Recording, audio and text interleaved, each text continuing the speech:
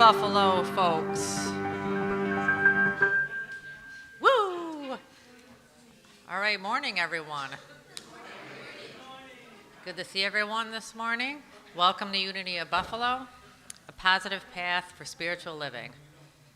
We're blessed that you are joining us today, either in person or online. My name is Michelle, and I am your platform partner this morning. If you haven't done so already, please silence your cell phones. And please stand if you're able to sing 100 Ways.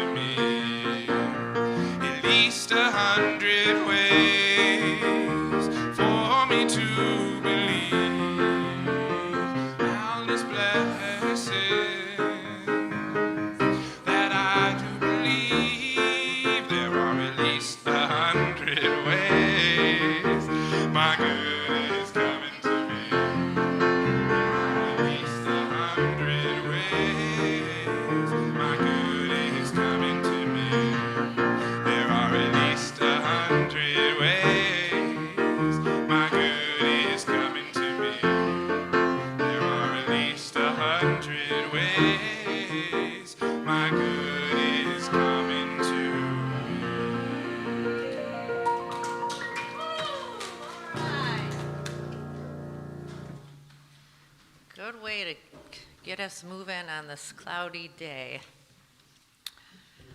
All right, let's join me in opening prayer.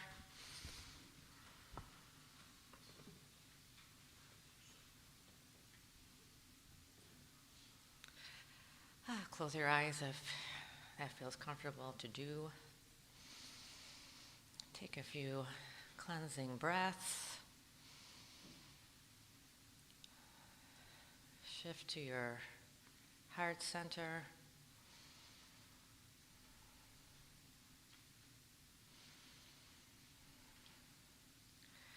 We are very blessed here at Unity of Buffalo. Here is a larger community, and even in our individual lives,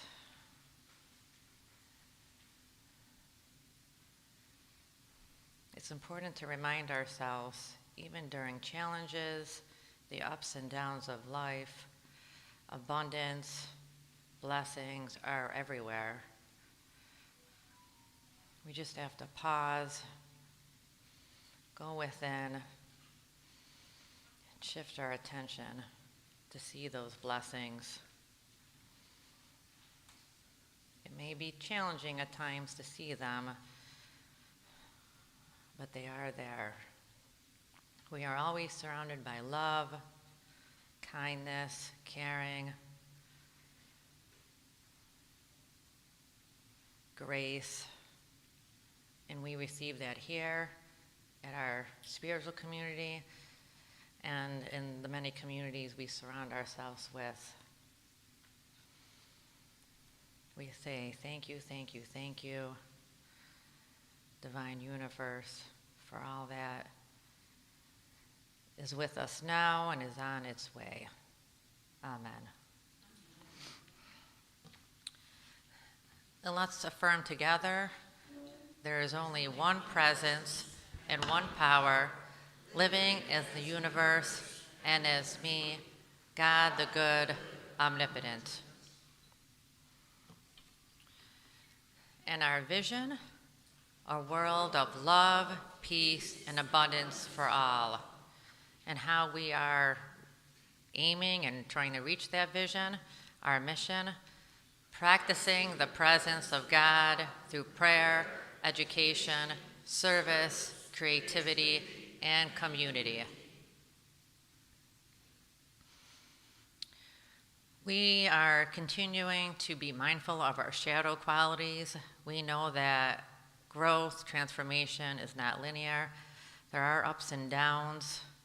So we ask that we are mindful when these qualities are present within ourselves and others, and they are avoiding conflict, lacking transparency, unskillfully communicating, not being present, spiritually bypassing, and holding the consciousness of not enough.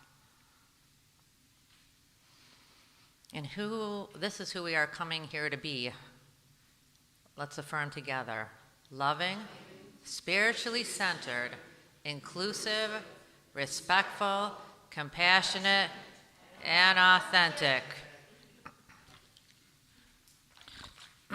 And let's affirm our evolutionary purpose, transforming lives and inspiring people to make a positive difference in our world.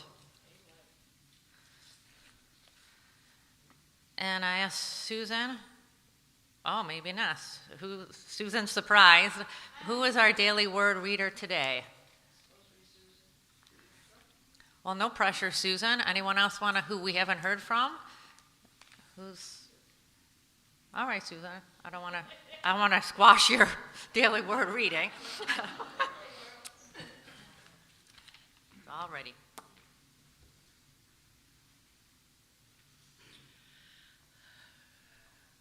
Welcome.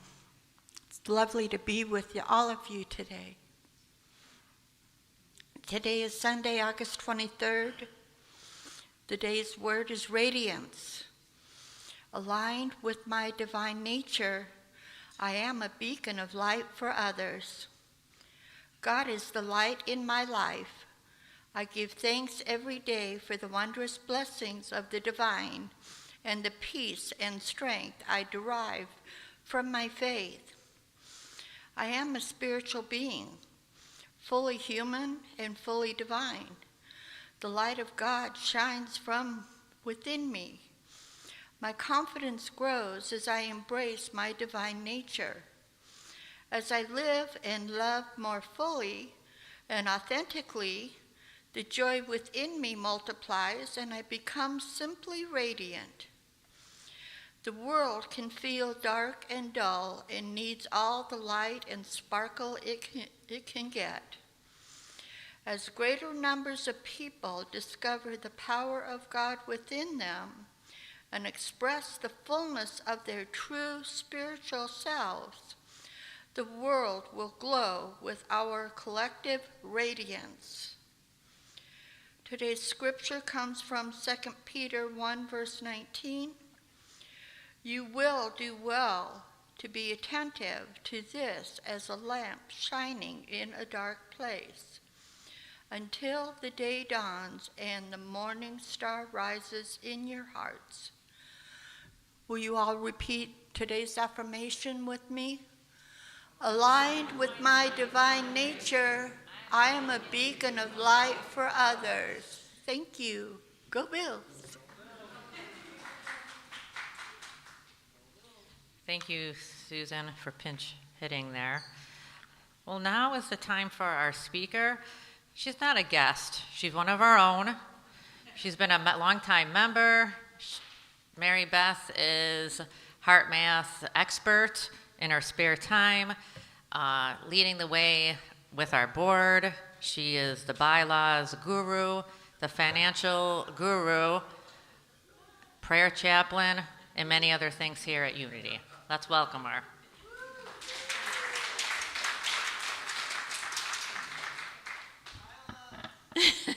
Good morning, everyone, and thank you, Michelle, for that. I don't know if I'm all those things, but I'll take them. I'll take it. Good morning. Let's start. Oh, shoot, it looks like my slides didn't get updated. Do you have another version of that? No? No, never mind. It's fine. It's fine. We'll roll with it. That's fine. Let's start. It's okay, Christy.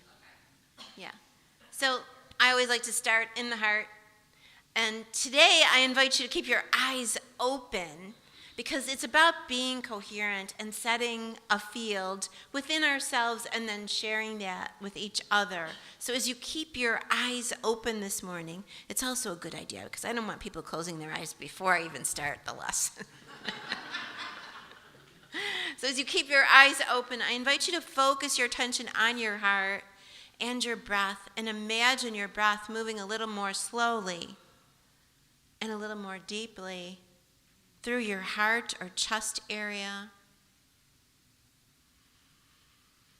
And I invite you to think of something that makes you smile. Think of something that makes your heart sing.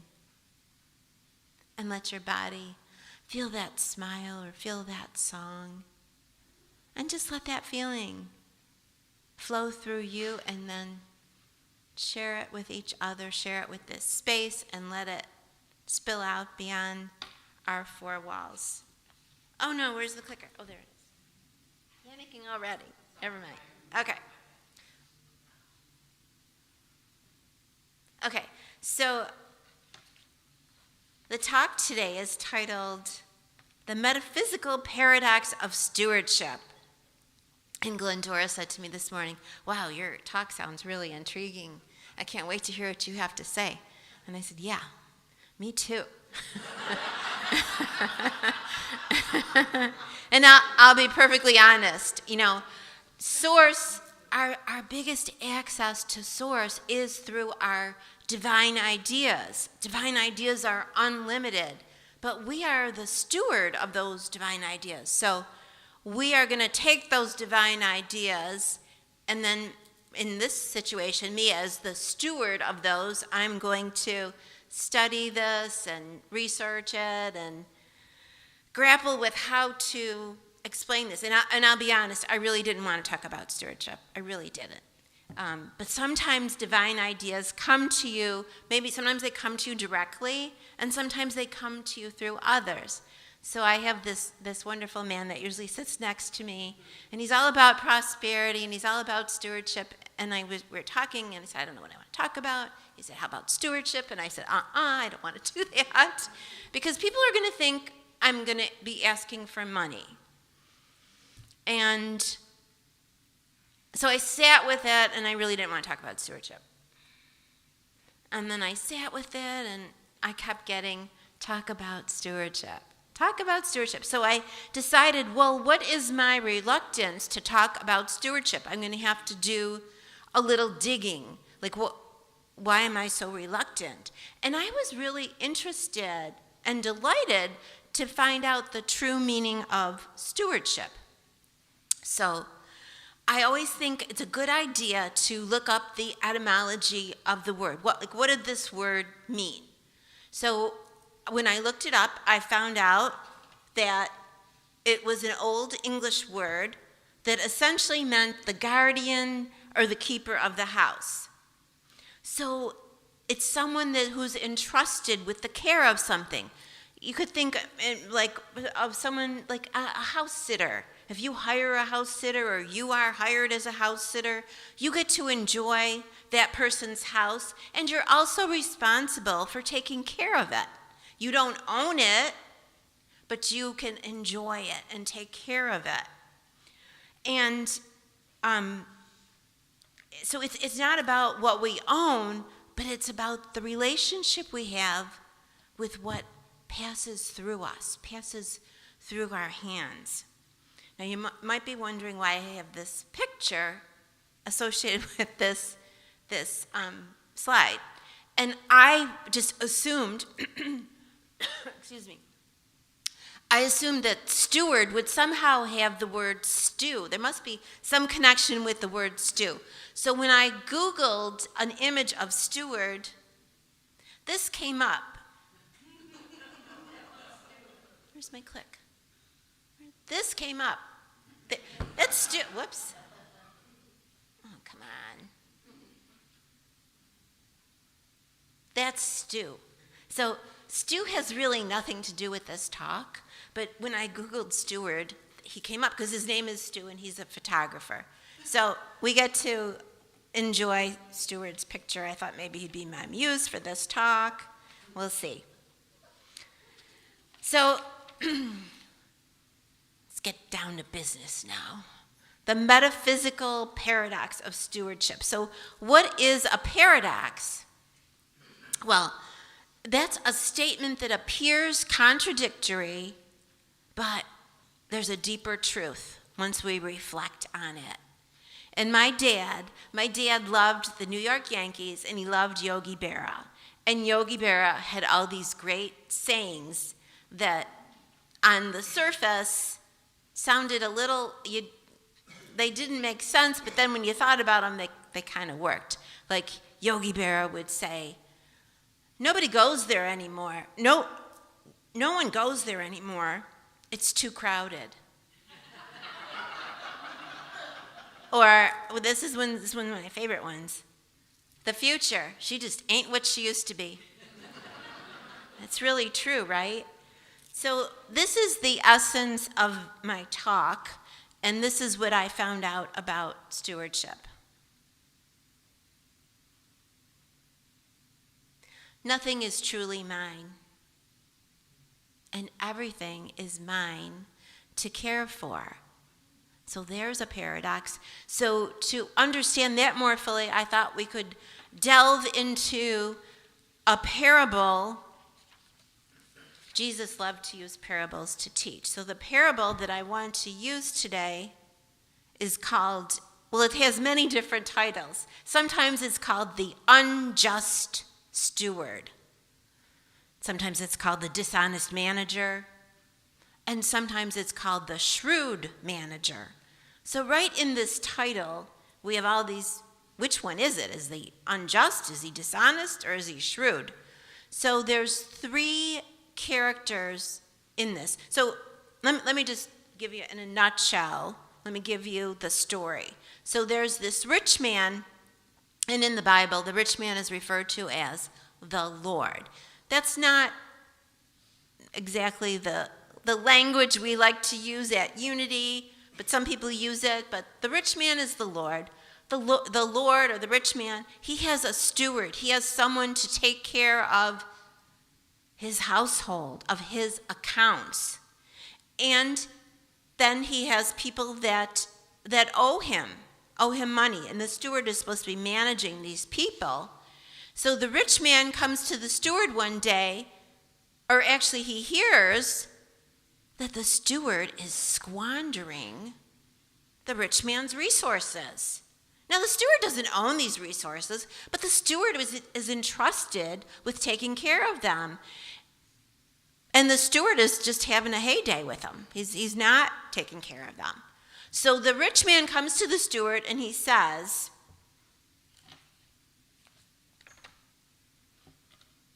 I heard you've been squandering my property. You owe me an accounting, and oh, by the way, you're done. So there's a lot of paradoxes in that. Like, you owe me an accounting and you're done. Like, if he's done, if he's fired, is he really going to go do this? Well, the steward considers this and says, I think I screwed up. I think I need to do something to make this as right as I can make it. So the steward goes to the debtors and he rewrites and he works with them and he collects what he can and he forgives the rest. So he goes to the debtors, he collects as much as he can, and he wipes the slate clean.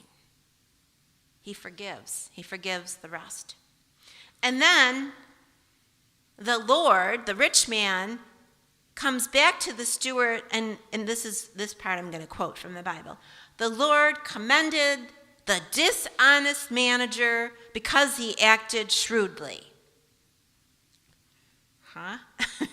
What is Jesus saying here? Well, it's a parable. Jesus used parables to try and teach us as individuals about ourselves, about our intellect, about the way we think, but also to remind us who we really are, who we truly are.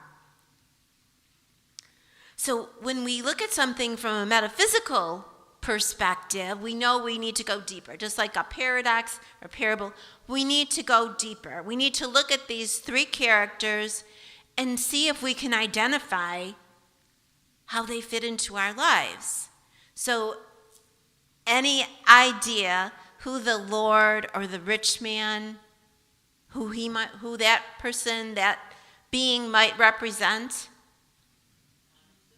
Jesus, yes. The Christ within. The Lord or the rich man represents our higher nature, our divine nature, that consciousness that knows its source. It's the part of us that knows there is no lack. It knows that the supply in front of us, it's not that supply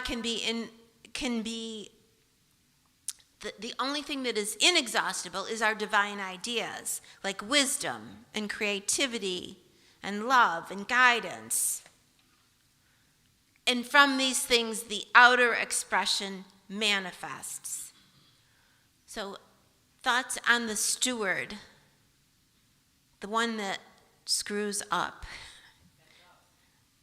That's our human self with a small s. This is the personality that has been given that extraordinary privilege of using all of this. It's the me that has the body, the bank account, the house, the talents, the time, the treasures, the spiritual community. It's also the me that has that human consciousness that says, this has been entrusted to my care. And then that human consciousness translate that from this has been entrusted to my care to this is mine, this is my community, this is my body, this is my bank account. And this is where we run into some troubles. Because once we think we own something or it's mine, then we know we can lose it.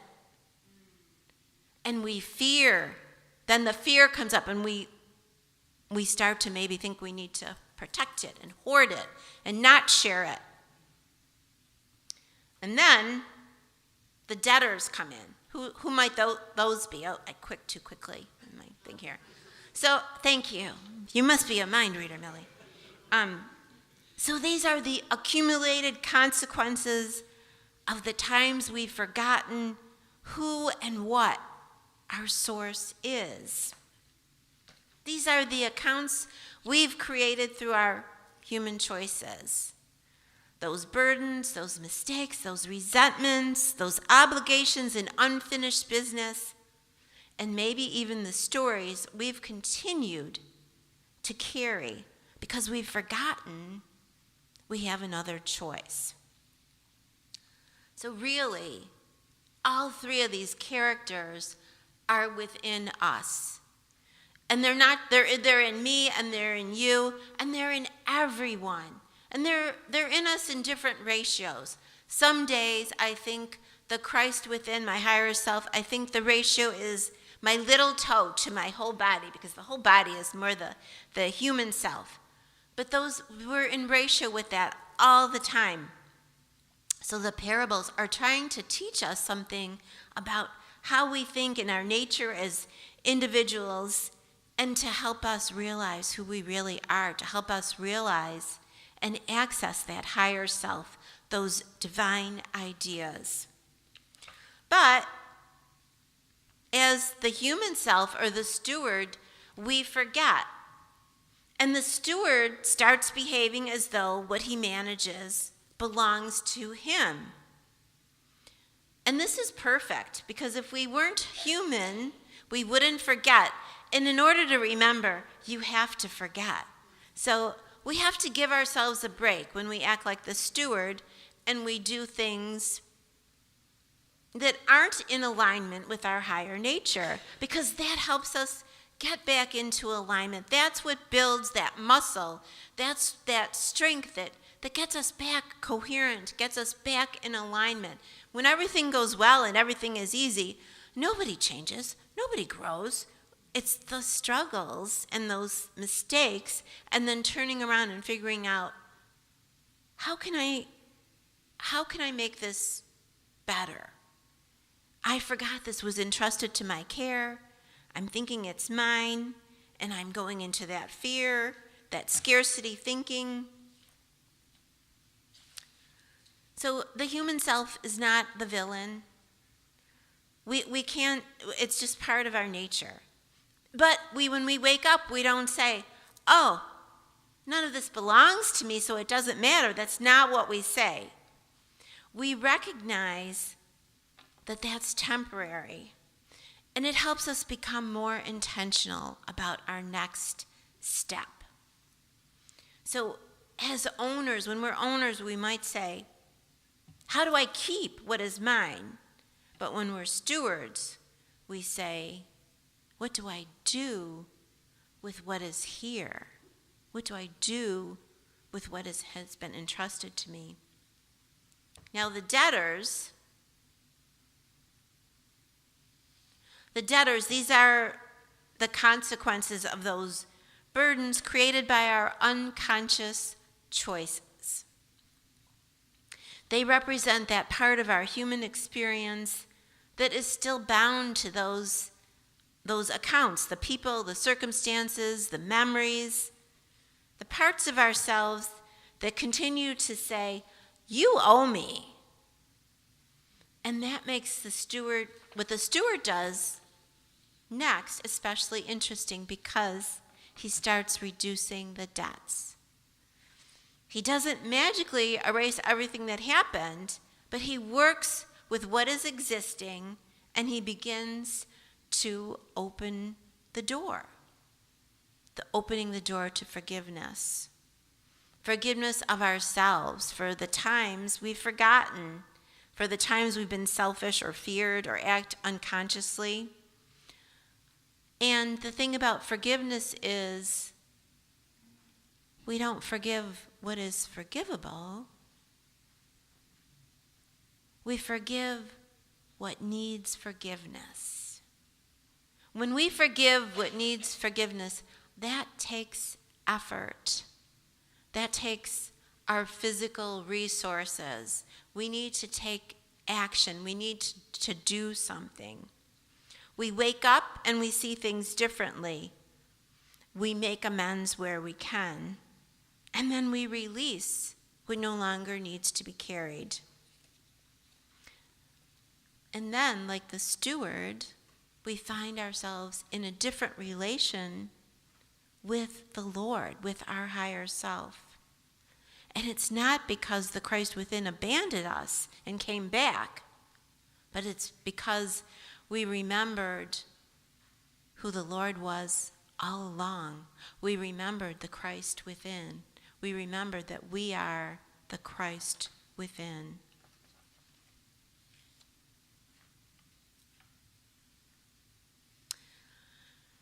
So our access to Source is primarily through divine ideas. And it's through these divine ideas that are made physically manifest into our resources, our money, our time, our talents, our opportunities. So having infinite Source doesn't mean that finite resources are unimportant. And sometimes we might do a little spiritually bypassing, saying God is my source, and we don't attend to the material world. We say there's always more and God will provide, and everything will work out. But that isn't really stewardship. Because remember, when we're stewards, we're focusing on the physical manifestation of the Lord, the physical manifestation of the Christ within.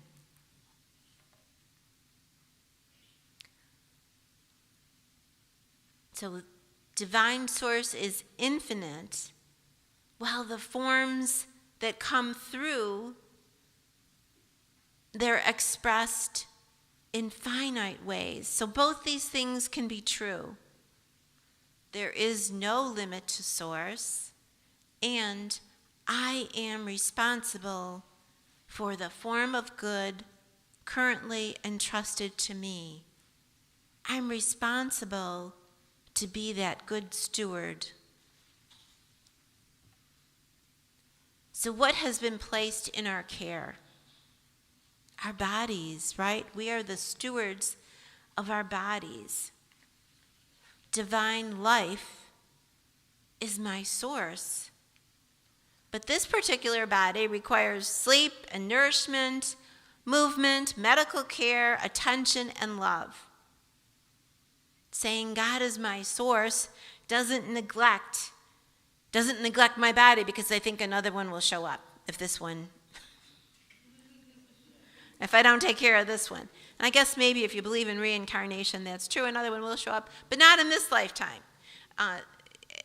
Our souls are in these bodies at this time. I have a new prayer in the morning. Before I get out of bed, I say, my soul and I are given another day, and I am grateful. My soul and I are given this day, and I am grateful.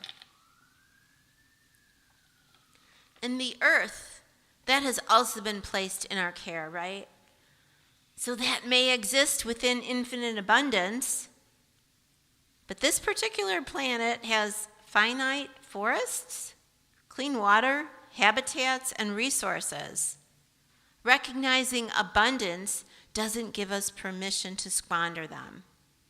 It calls us to greater consciousness about how we use them. We didn't create the earth. We inherit it. We get to enjoy it. We get to care for it. We depend upon it. And eventually, we'll leave it to others.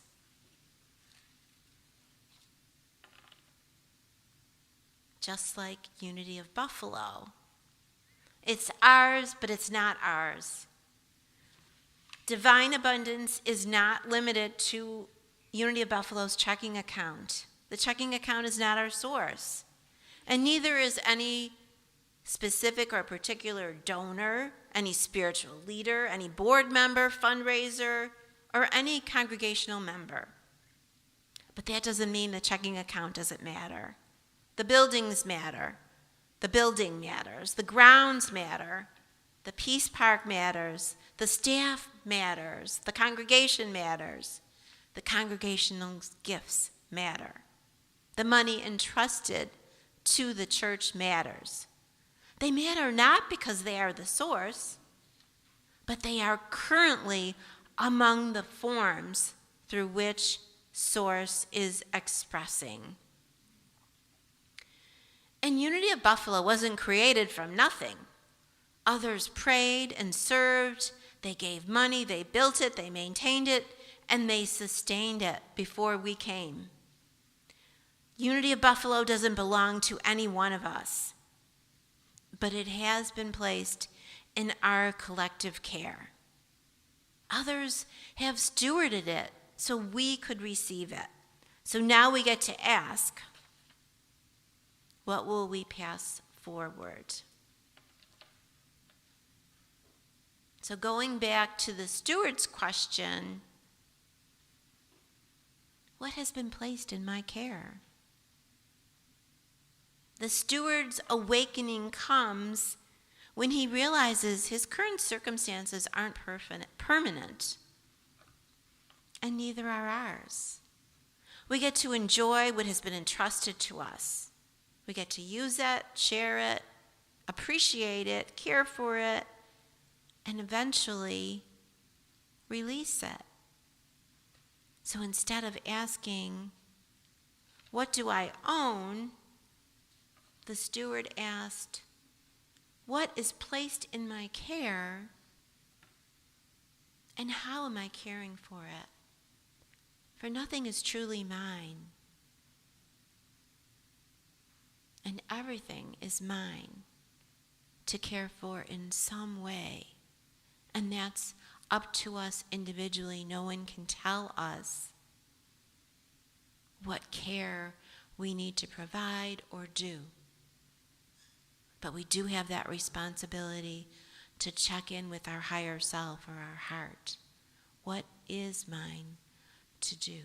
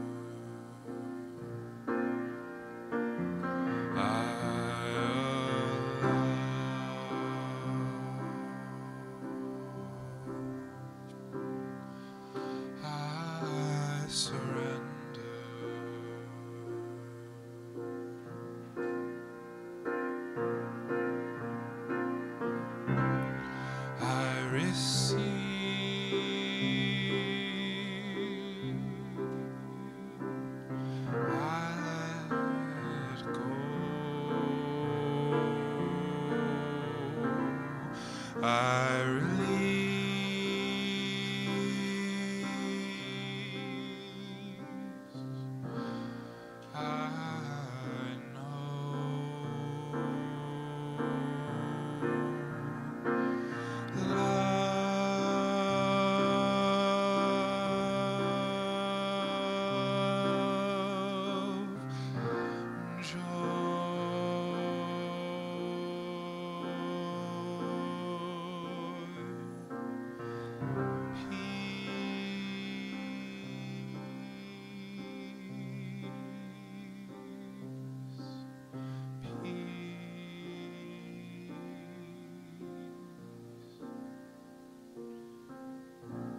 I know love,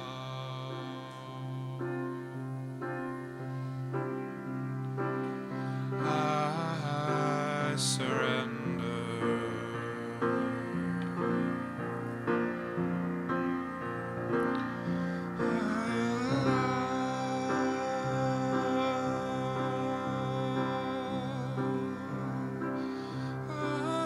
I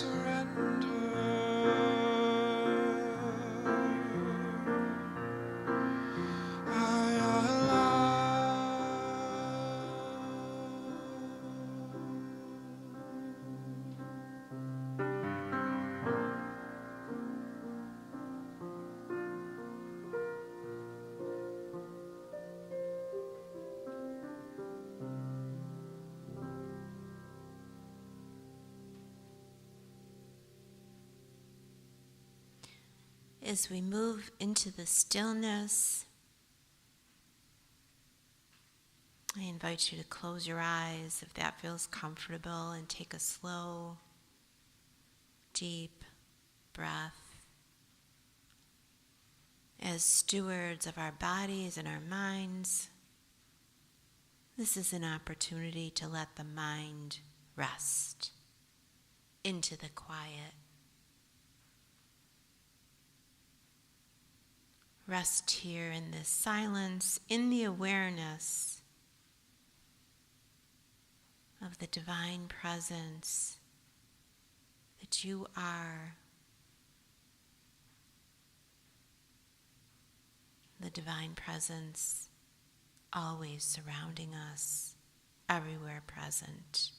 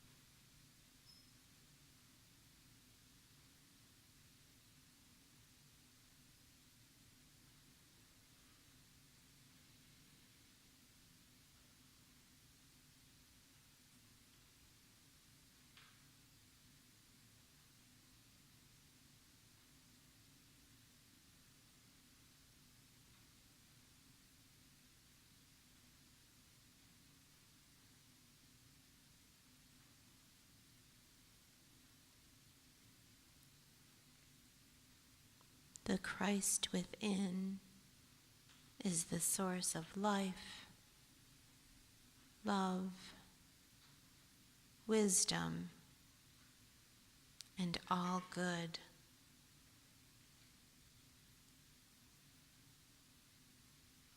Gently bring your awareness to your body, this precious body you are the steward of, placed in your care.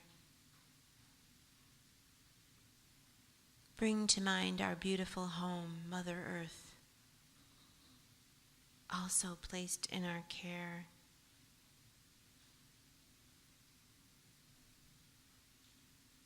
Bring your awareness to this spiritual community, Unity of Buffalo. Those who have cared for it before us, those who are here now,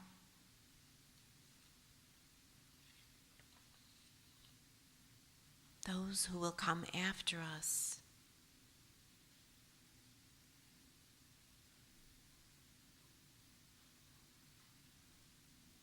And quietly ask yourself, what has been placed in my care?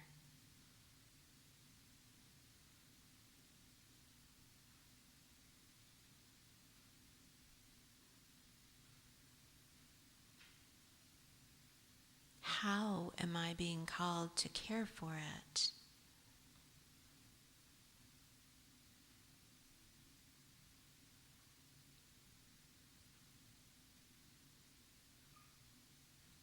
Nothing is truly mine, yet everything is mine to care for.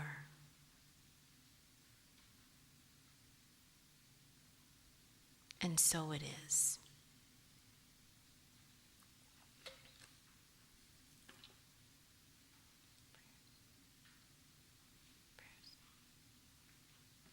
Oh, you, Michelle. Yeah, okay, thanks.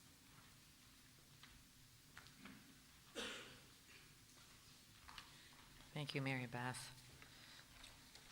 Now is the time in our service of blessing of prayer requests. If one of the greeters could bring the prayer box forward. And Glendora is our prayer chaplain for today.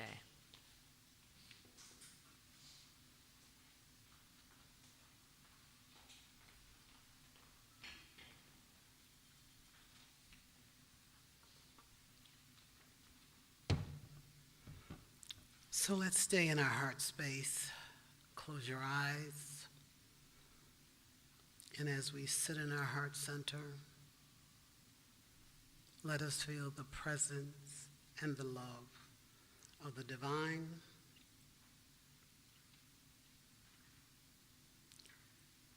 We bless these prayers within the prayer box. We see them being answered. We see individuals being guided, being divinely guided to right action. As we think about prayers within our hearts, we lean into our 12 powers. We lean into our faith, our divine knowing, our strength, and we understand that all is well and that we are guided in ways we yet can't see but are divinely known. And for these gifts and these blessings, we say, thank you, God. Amen.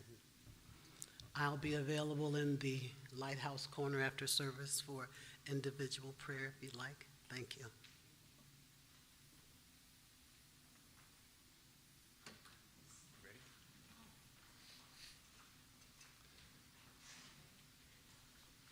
Let's welcome these two lovely people. Let's shake it and groove it.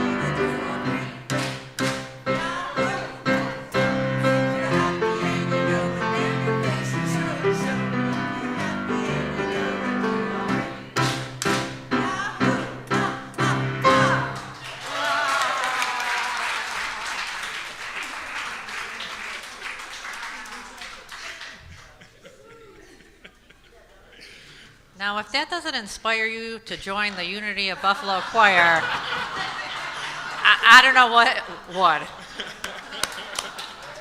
Look, and the choir will be forming again soon, correct? I'm thinking probably the Sunday after Labor Day. Okay, so a few more weeks. If you want to feel energized and on a natural high, join the Unity Choir. All hand sizes welcome. All hands up, yes. And if you want to feel something similar, as I always say, be a greeter. That's also a lovely high, a sense of euphoria. It's good, you know, my public service announcement. Thank you, Mary Beth. I love how you intertwined, what we're going to be talking about later today and things to come. Beautiful message, beautiful.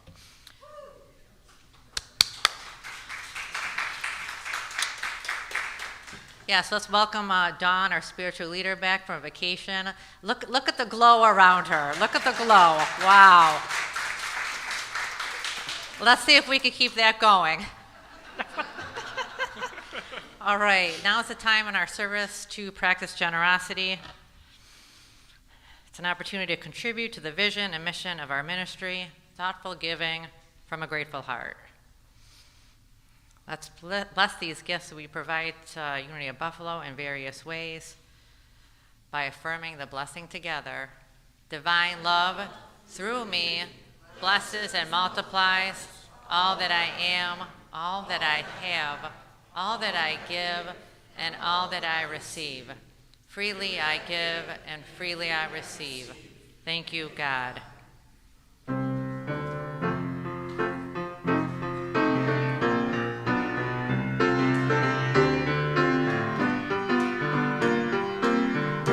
I've got love like a mountain, I've got love like a mountain, I've got love like a mountain in my soul, in my soul. I've got love like a mountain, I've got love like a mountain, I've got love like a mountain in my soul. I've got love like a mountain, I've got love like a mountain, I've got love like a mountain in my soul, in my soul. I've got love like a mountain, I've got love like a mountain, I've got love like a mountain in my soul.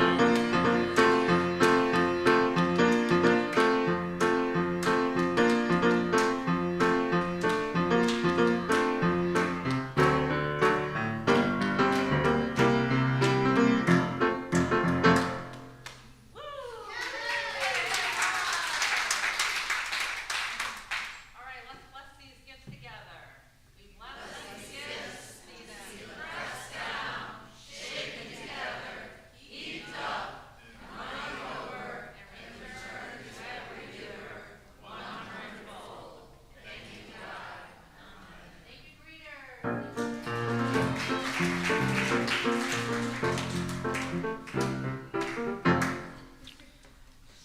All right. Before we do our transformational opportunities, we're going to invite Christine Ford to come up and talk about the Earth Care 12 Powers discussion from last week? 2 weeks. Oh, 2 weeks. A couple weeks ago.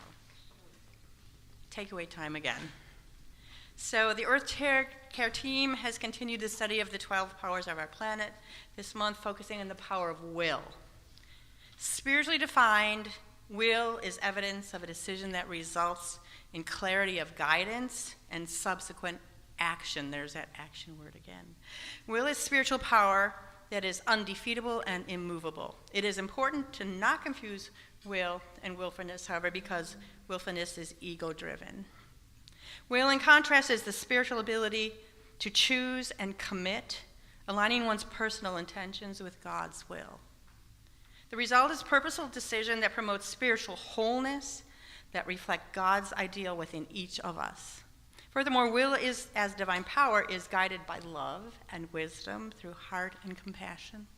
When we claim our power of will, we naturally begin to do what is ours to do in order to benefit all beings and the whole of this beautiful planet that is our home. The power of will is a transformative and creative spiritual power. Will motivates us to free up and direct our connections with each other and our planet to be in service to the greater good. This results in the manifestation of new, creative, and powerful expressions for sustainability and vital living on a climate-changing planet. Global warming is changing the world as we have known it, but how much it changes is very much up to us. Margaret Swedish wrote, "We must expand our experience of faith and embrace the full reality of our predicament and to inform the decisions we make from here on out." This means acting now. The decision we make at this important juncture in history requires knowledge. However, while knowledge is important, will is required to make decisions in the best interest of all. This means going beyond reading, researching and memorizing facts, and moving from the head to the heart by asking the following questions. What does the world need right now, and how can I help? What unique gifts and talents do I possess that can help create a positive difference in our world? One's vision and plan can change the world. This has been promised. All that's missing is something that only humans can provide: the commitment and collective will to change our direction. Sadly, even though 98% of scientific papers agree that there is a problem, a sense of urgency doesn't seem to exist in the population. In a recent survey, only the youth, for example, aged 18 to 35, consider climate change the number one problem. So how do we wake up the population? The solution starts with each of us. While our actions as individuals are essential, we must also unite. With this awareness, here are the modules, action-based practical steps that can help each of us express our divine will for our planet. Number 1, stay awake. Keep aware of what is going on locally, nationally, and in the world, and remain committed to make a difference, remembering that the trance of our culture is working to lure us back to sleep. Number 2, get educated. There are many resources and sources you can draw from. This includes Earth Care resources and other sources to assist you, all available at Unity Online, so you can go there and check this out. Number 3, get connected. With others who are engaged in the movement for a sustainable future, be connected with them. Find a community of practice. Eve is the perfect resource for this, and her life is exemplifying this. People you want to work with, and then find people who will help you stay on the path. For any of us to be in action powerfully and sustainably, we need to connect to and be supported by our fellow agents of change. Our Unity community right here is the perfect place to start. Number 4, communicate. This is probably the most important action that you can take to keep this work alive in yourself, in your life, and to bring it forth in the world. According to the American Society for Training and Development, if people think about an idea, there's only about a 10% chance they will accomplish that goal. That's very slim.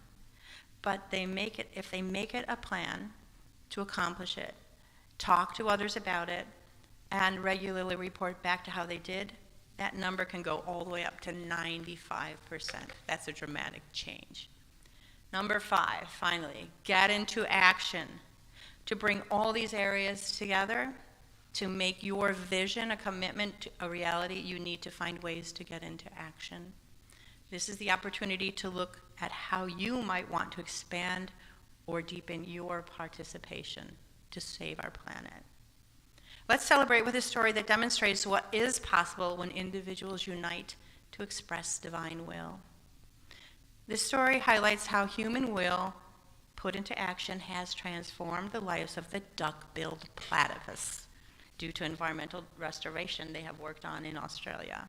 After being absent for more than 50 years, duck-billed platypuses have been returned to Australia's national park.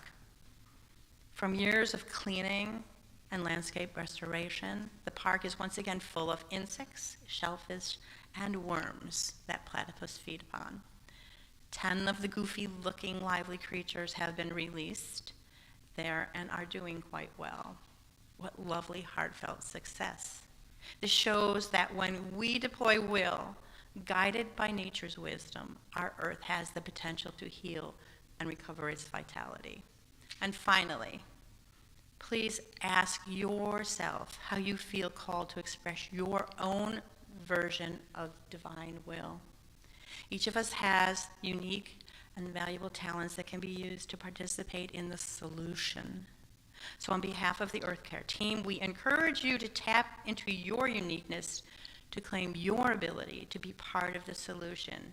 And we have to refer to Mary Beth's message today.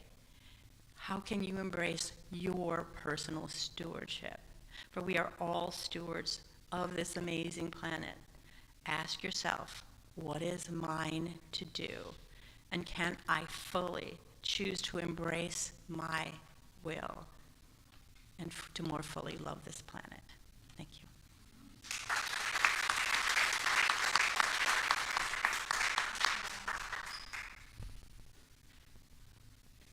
Thank you, Chris and Earth Care team, for keeping us awake, informed, and hopefully inspiring us to get our butts moving and to get into action.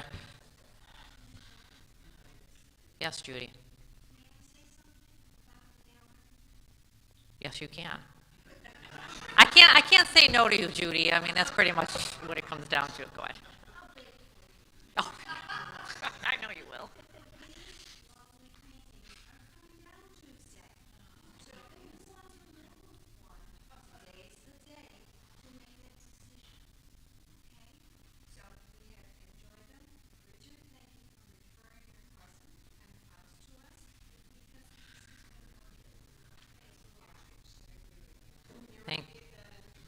I will. Judy is sharing that our current art and gallery will be coming down on Tuesday. So this is your last opportunity to purchase one of these lovely pieces of artwork. Thank you, Judy.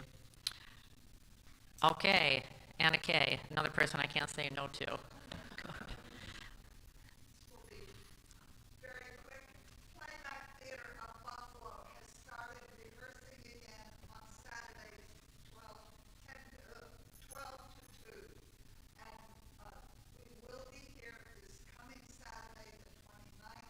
Anyone is welcome to come, and either as a spectator or as a participant. We welcome people to come try it out. Thank you, Anna Kay. All right, the announcement there is Playback Theater is returning for its season. Meets Saturdays here, noon to 2. They will be here next Saturday and thereon, and you could come as a spectator or a participator. Again, you want to be inspired, you want to move and groove and laugh, that's another good place to be. If you also want to move, groove, and laugh, come to the quarterly congregational meeting, which is right after the service. Yes, come on now.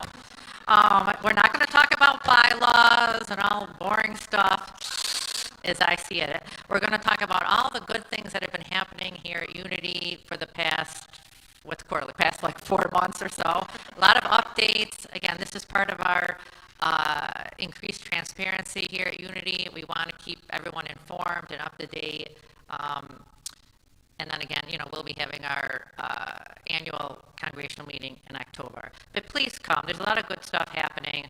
And we prefer you to come and hear it as a group instead of asking us a billion questions about what's happening. That's my own issue. Right after serve.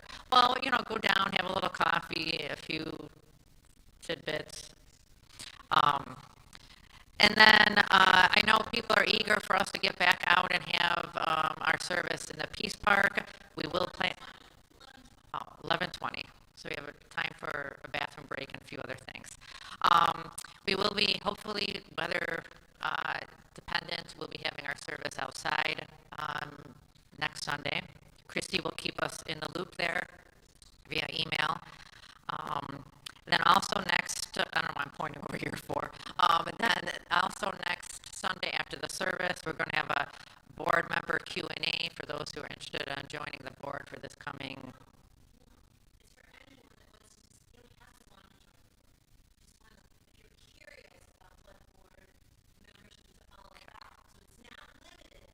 Okay. That's correct.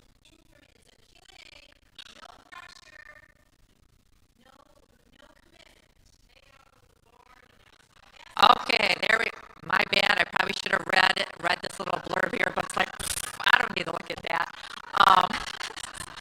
So pretty much hang out with the board people next week after the service just to hear what it's all about. It's informational. We'll have a lot of fun and laughs, and I'll dance a little bit for you if you want that. Speaking of that, a former board member is supposed to be coming to the podium, Mike Wickham, to give a short spiel about his experience and his transformational enlightenment. I'll be brief. I'm nervous, so I forget everything I'm going to say. That's why I have to do things. So. All right. When I first came to Unity, I just loved it. It really was a love affair for me. I loved the people, the philosophy, and I thought, where have you been my whole life? Then, after a few years, I was asked to be on the board, and I said, no, thank you. What the hell? No way. No thanks. I had been at work. I hated meetings. I hated all that stuff. Then, John Michaels, I think he asked me about 6 times. So I did agree, and I have to tell you, it made a difference. It's like stewardship, like Mary Beth said. It's like taking care of something you love. It's not,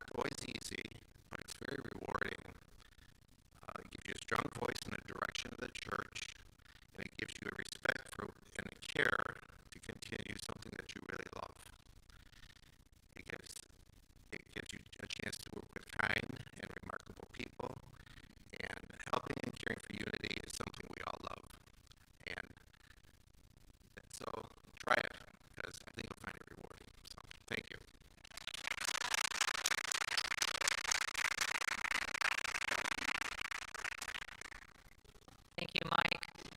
A few other things just to highlight. Obviously, as a reminder, Christy sends